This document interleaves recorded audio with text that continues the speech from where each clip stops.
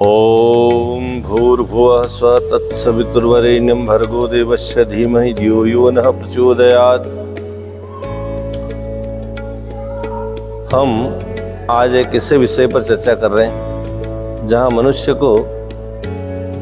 मनुष्य की इच्छाएं अनंत है, जिसका कोई पार नहीं। आज हम देखते हैं हर आदमी की इच्छाओं का कोई अंत नहीं। रोज कुछ न कुछ नया ये मिल गया तो उसके बाद वो किसी को साइकिल मिल जाए, साइकिल वाला मोटरसाइकिल चाहता है, मोटरसाइकिल वाला गाड़ी चाहता है, गाड़ी वाला और अच्छी गाड़ी चाहता है।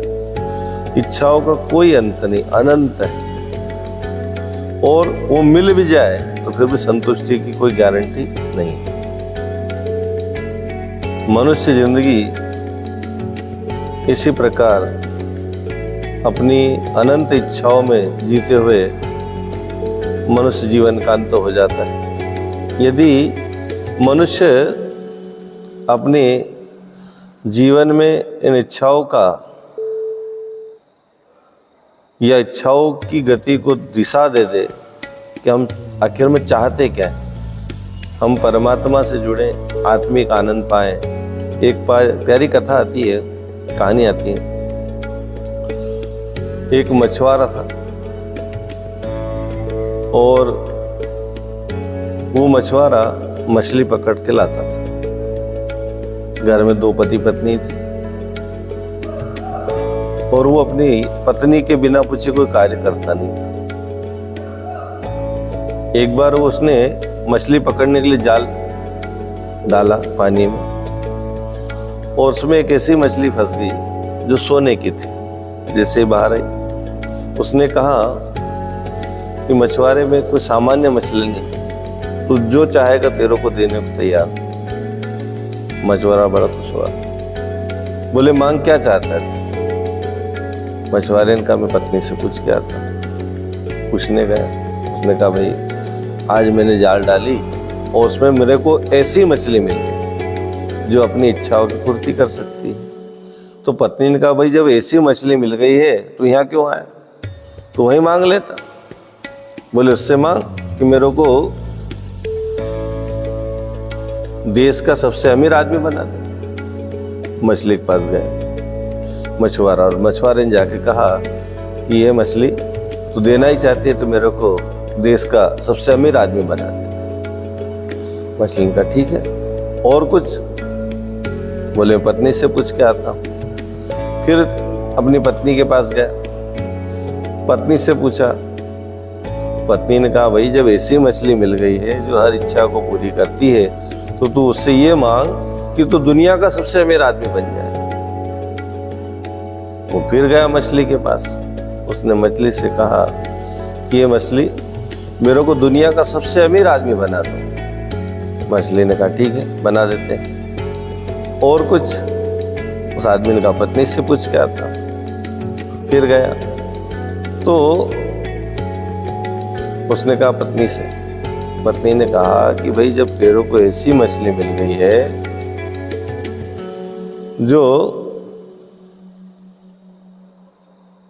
सब कुछ देती है तो तू जाके मछली से बोल कि तेरे को चक्रवर्ती सम्राट बना दे। फिर जाकर उसने मछली से कहा